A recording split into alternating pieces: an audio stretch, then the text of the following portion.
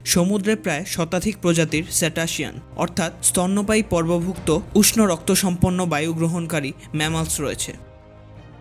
বটলনজ dolphins, orcas, humpback whale, sperm whale ইত্যাদি এর অন্তর্ভুক্ত হলেও বিশেষভাবে স্পার্ম ওয়েল এই দলভুক্ত হয়েও রয়েছে ভিন্ন কিছু বৈশিষ্ট্য। স্পার্ম ওয়েল পৃথিবীর সকল প্রাণীদের মধ্যে সর্ববৃহৎ দাঁত সম্পন্ন প্রাণী। গভীরতা যেসব স্থানে সবচেয়ে বেশি সেখানেই এরা ঘুরে বেড়ায়। যে কোনো ম্যামালস বা স্তন্যপায়ী প্রাণীর মধ্যে এরাই সম্ভবত সবচেয়ে গভীরে যেতে সক্ষম।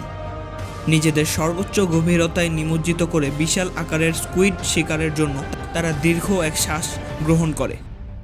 সেক্ষেত্রে এত গভীরে কীভাবেই তারা বিশাল সময় পার করে তা বেশ আশ্চর্যের বিষয়। পানির গভীরে এরা প্রায় একটানা 2 ঘন্টা অবস্থান করতে পারে।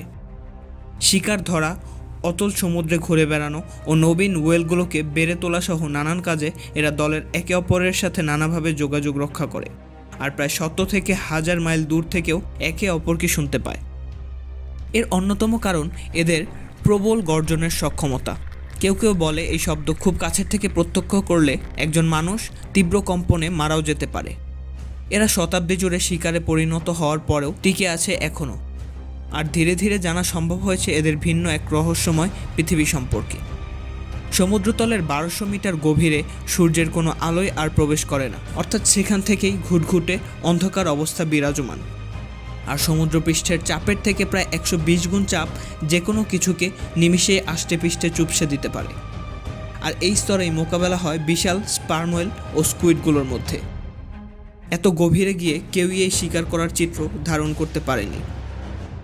মূলত স্পার্ম ওয়েলের পাকস্থলিতে পাওয়া স্কুইডের দেহের অংশ থেকেই গবেষণা করে জানা গেছে এসব ব্যাপার। এছাড়াও এরা গভীরে থাকা সি শার্ক, অক্টোপাস, কাটলফিশ ইত্যাদিও খাদ্য হিসেবে গ্রহণ করে। সমুদ্রের প্রায় 3 কিলোমিটার গভীরে থাকা ডগফিশকেও খাদ্য হিসেবে গ্রহণ করে থাকে এরা। এদের মস্তিষ্কের ওজন প্রায় 7 থেকে 9 কেজি এবং মানব মস্তিষ্কের থেকে প্রায় 6 গুণ বড়।